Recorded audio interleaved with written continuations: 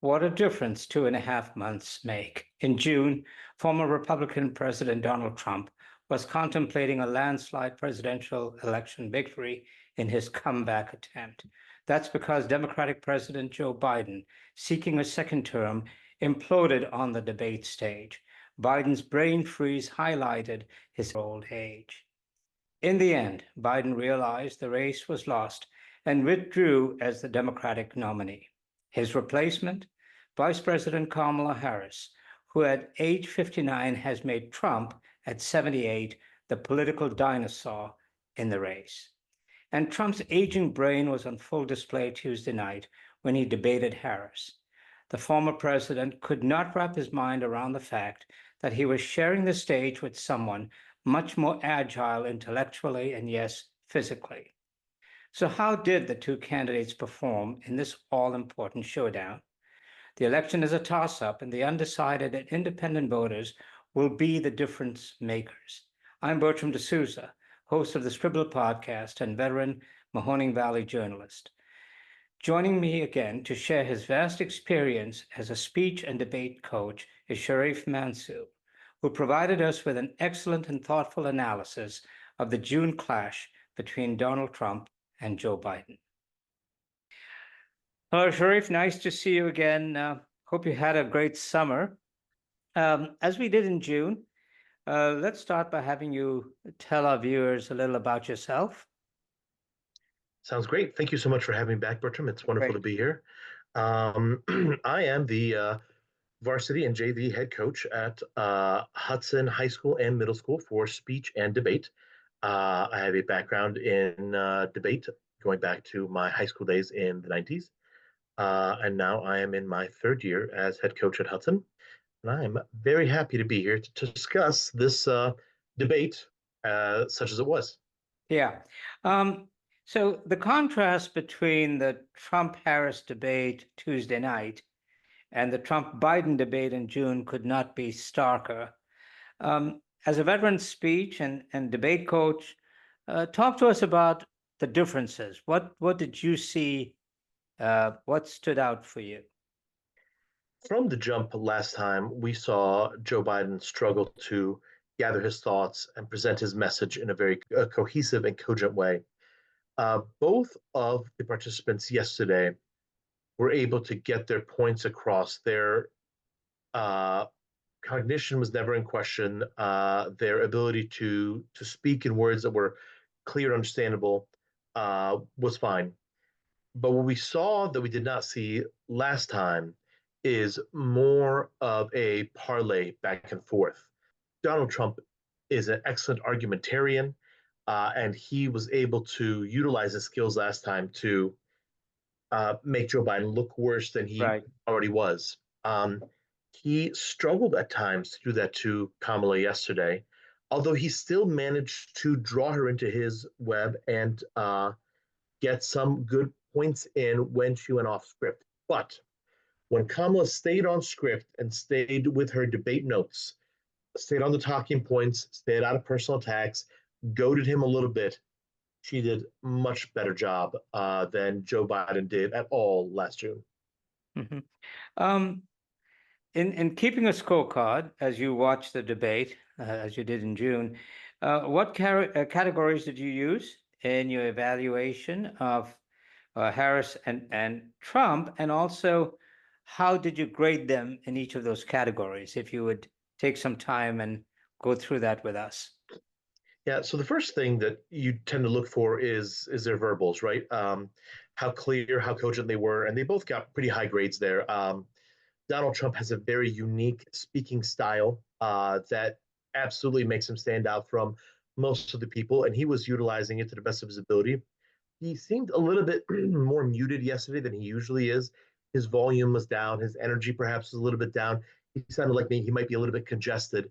But that being said, he was clear, he was coherent, and he sounded like the normal Donald Trump that we know. And so he got full marks there.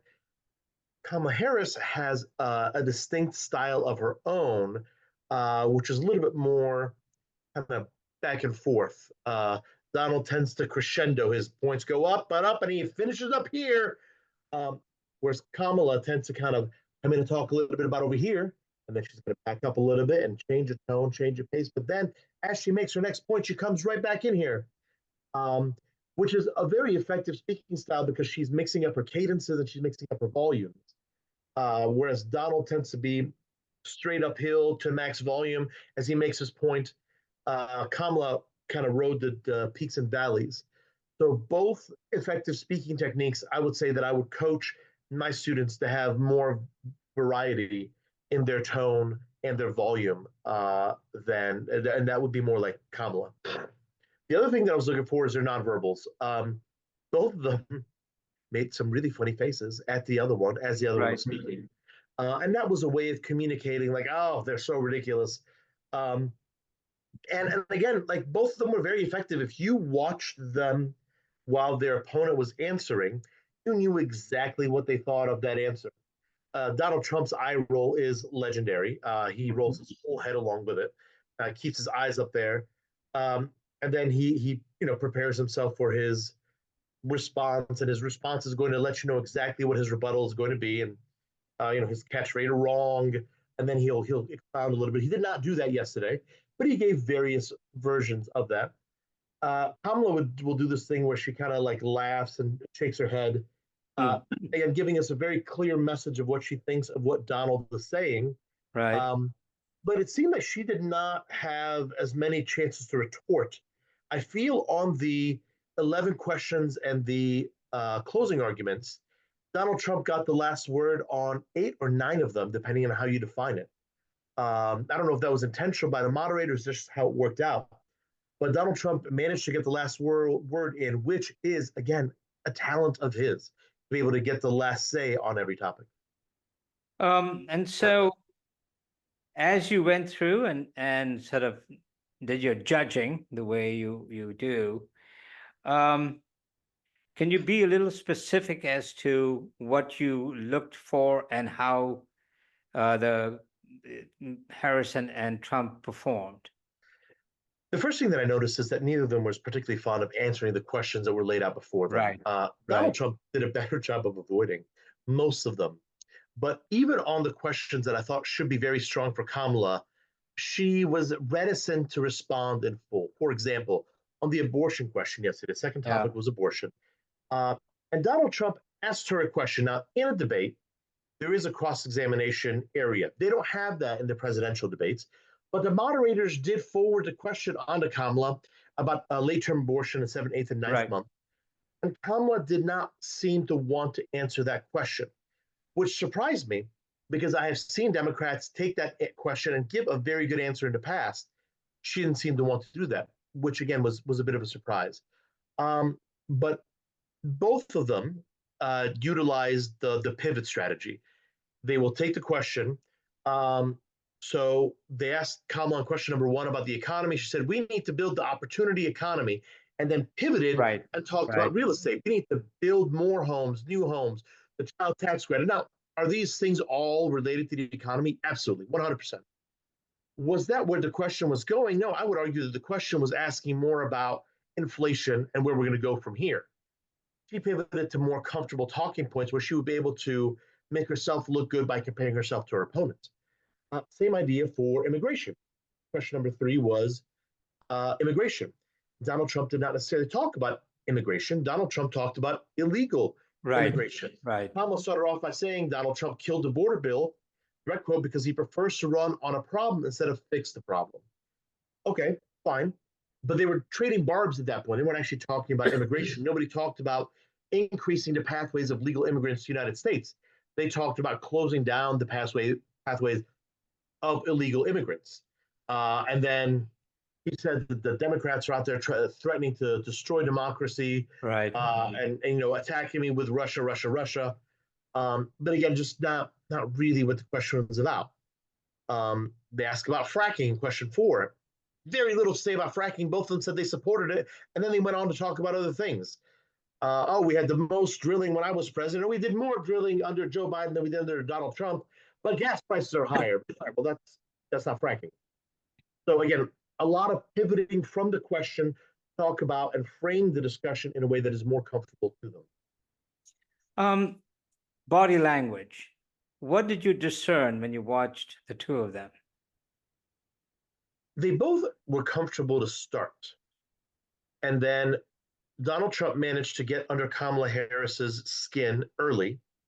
And Kamala almost seemed like she took a deep breath to recenter herself and then began sort of needling him. And Yes. you could see the former president get angry and began sort of lose his control. And that's when he lashed out, talked about people eating, illegal Yes. immigrants eating pets, and Yeah.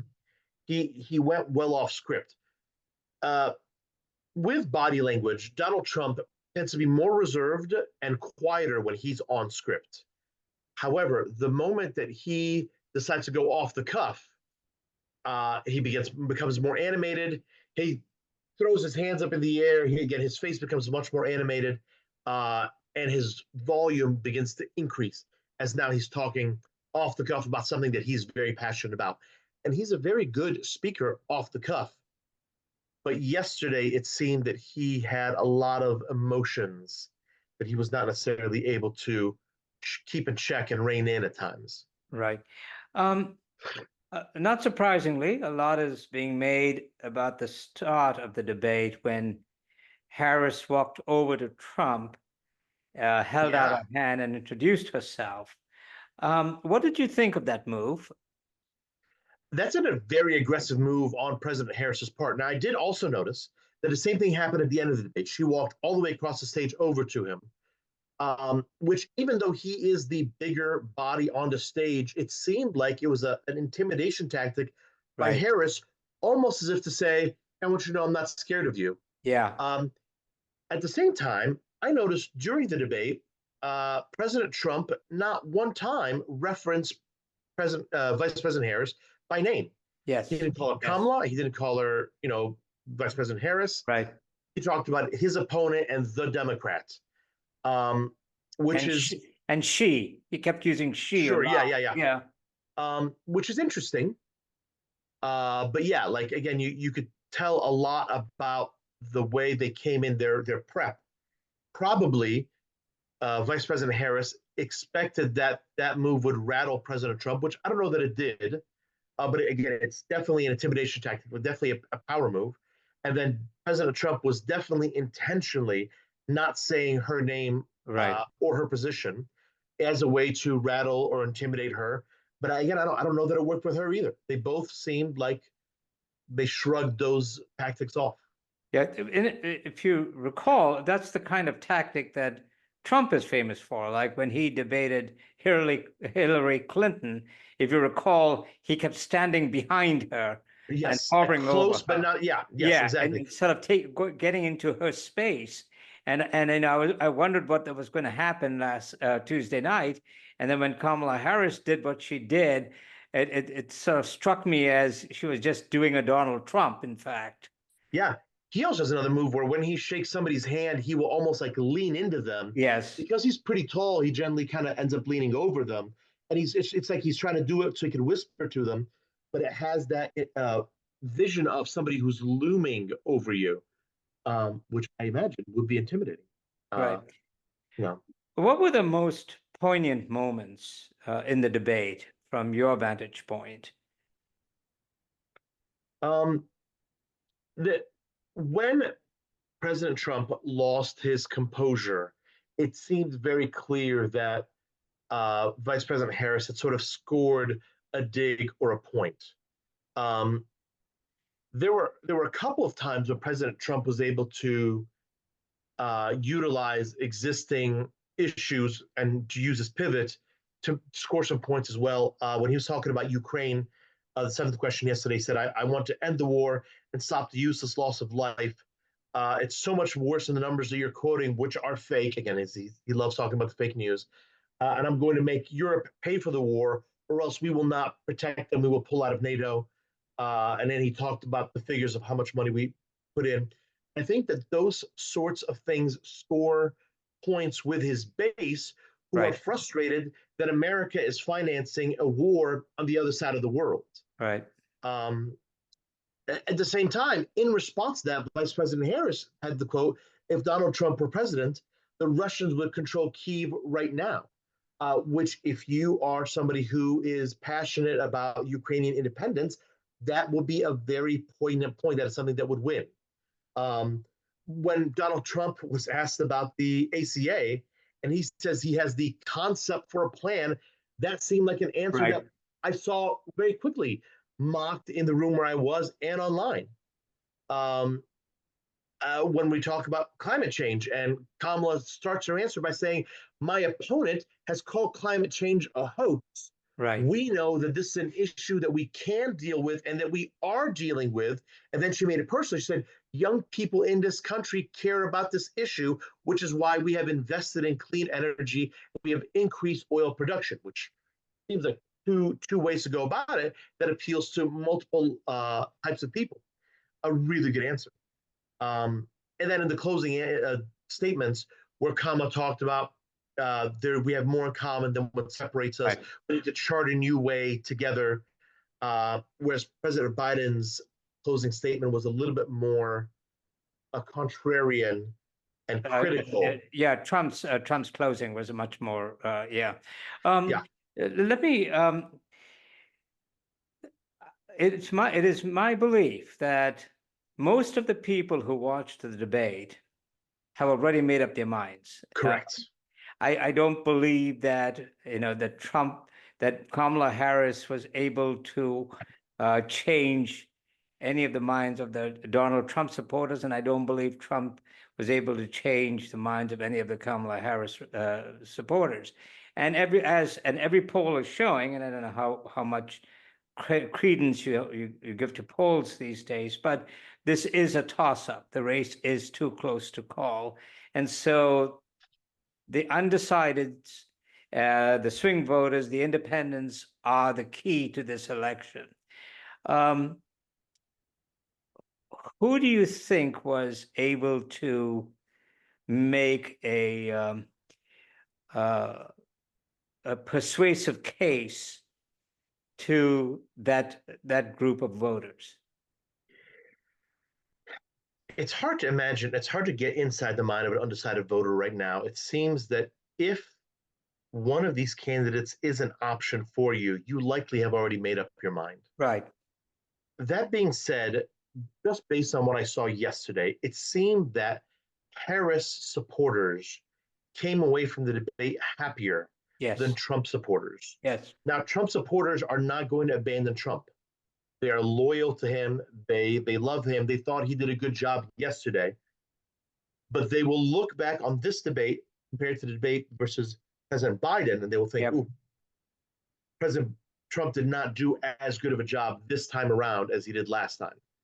Whereas the Democrats came in with such low expectations because of Joe Biden's performance last Right. time, that Kamala's performance today is likely to be viewed as a major win in comparison. But if you're an undecided voter and you're looking at this, it's really going to depend on the issues. It depends on what matters to you. If the economy is your major issue, okay, what do you care more about? Are you more Right. worried about Trump's tariffs or the inflation that we saw under Harris Biden? And you decide which of those is more concerning to you. Is future inflation caused by tariffs concerning, or is the fact that we had so much COVID stimulus that caused the past inflation of the past couple of years? That seems to be the way that you're going to make the decision. If you're concerned about abortion, depending on which side of the issue you're going to you fall on, you're going to vote on that. Right. Arguably, one of the most popular women in the world, Taylor Swift, endorsed Harris shortly at the conclusion of the debate Tuesday night. Do you assign any significance to that? It does seem that pop culture icons hold more sway with their fans than has happened in the past. Michael Jordan famously said, "I don't." He doesn't share his opinions about politics because Republicans buy shoes too. Those days seem gone now. Yes. Yeah. Um, you see athletes and pop stars have big opinions about who people should be voting for. That being said, it also seems like the majority of Hollywood types, if we could just kind of distill all famous people down to Hollywood types tend to fall on one side of the fence, not the other. I don't know how much influence an individual can have on individual voters. Uh, Taylor Swift might be your favorite star in the world, and you'll continue going to her concerts and you'll continue watching Chiefs games in hopes of seeing her in the booth. Uh, but if you're voting Republican, you're just voting Republican. Nothing that Right. Taylor Swift is going to say is going to change that. One of the interesting things that she did when she posted her endorsement, she also posted a link to voter registration. So, Mm-hmm. which is a very clever thing to do, given that there are all these people out there who perhaps are not who are of voting age but haven't set up the. Um, was it a mistake for Donald Trump to repeat several times about immigrants in Springfield, Ohio, eating dogs and cats and eating people's pets? Because today that has become what most people are talking about out of this debate, as opposed to significant arguments on issues. Was that a mistake in your mind for him to do that? You never want to go away from an event like this as a negative meme, right? And Right. if you were online today, you saw a lot of memes mocking the former president. Uh, you know, um, Flags with the don't tread on me, but with a cat saying "Don't eat me." Yeah. Dogs in the car driving out of Springfield, Ohio. Exactly. All these Yeah. things, but all in mockery of the statement. The problem with a sentence like that is if you're going to say it, you've got to know that it's right. You got to be positive that that's actually happening. Exactly. Um, and once people began circulating the Springfield police force saying there have been no uh, reports of missing pets that would line up with this claim, Right. it sort of makes it hard to argue against. I've seen people arguing against it, but it's especially hard for the party that says, back the blue, trust police officers, then to be like, well, these police officers are lying, but everybody else is. So it puts him in a difficult situation. And I don't know why he had to say it. It Yes. seemed like it came out of nowhere. He wins on immigration in general. That Right. is a harder topic. He does better with his base and with independents, talking about illegal immigrants coming to the US and being a drain on our resources. Whether that's true or not, that Right. line plays, as opposed to Kamala Harris, who is sort of now being like, well, I guess we could compromise and build a wall. We wanted to pass the legislation, but Donald Trump wanted to run the issue. Right. Um, it seems like if there are 100 independents watching that, 60 of them would be more impressed with Donald's answer than with Kamala's. But now he has gone out there, and all they're going to remember, like you said, is Yep. Haitian immigrants are eating cats and dogs in Springfield, Ohio. We of course also doesn't put Springfield doesn't put Ohio in a very good light, given that J.D. Vance, who is Donald Trump's running mate, is Ohio senator, and has become himself a lightning rod because of his comments about women, childless women with cats. That's right, the childless cat You ladies. know, it, But it he almost also seems. repeated this line about Springfield and eating the pets. Yeah, I think he said that 2 days ago. And Yes, Donald Trump, I mean, right. Um, Now, it's Trump was foolishness. on this morning on his favorite network, Fox, and was complaining about the moderators and is contending that there were three against one because the two moderators and Kamala Harris, and he was at a disadvantage, and now he's threatening to yank ABC's license and all of that kind of stuff. Um, in your estimation, how did the moderators perform? It was surprising to hear a moderator act as a fact checker in that moment. I think they fact checked on several occasions. Right.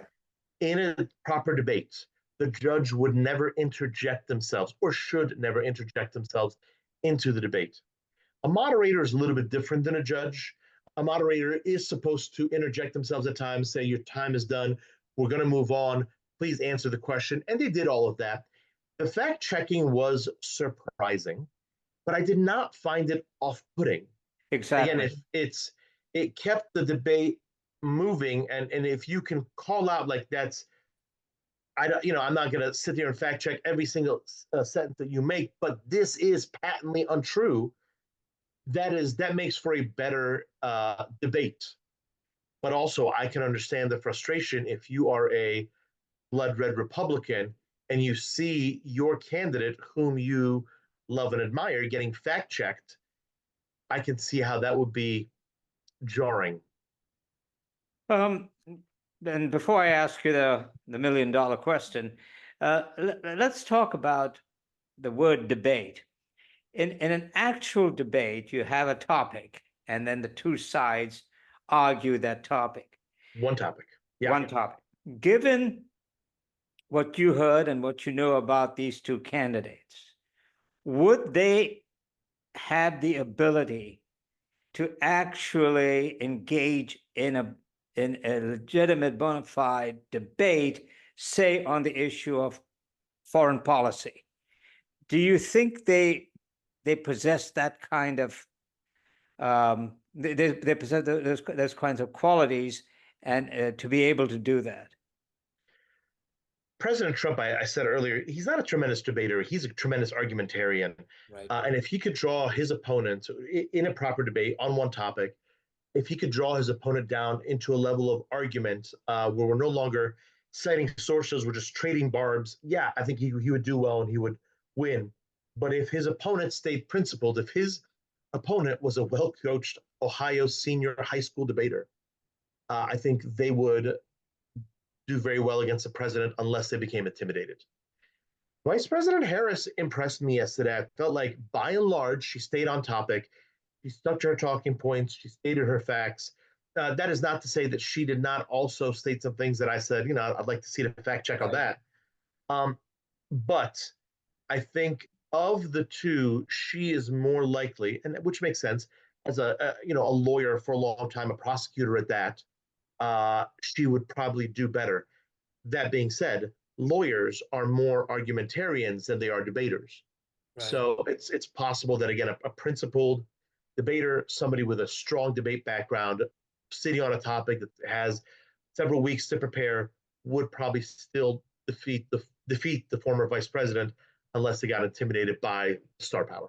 Right. Again, before we leave, who won the debate and why?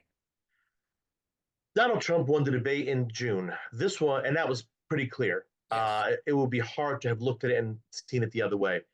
I think yesterday, Kamala Harris won the debate, and it would be pretty hard to look at it the other way. Now, it's not as decisive of a victory yesterday as it was for President Trump in June.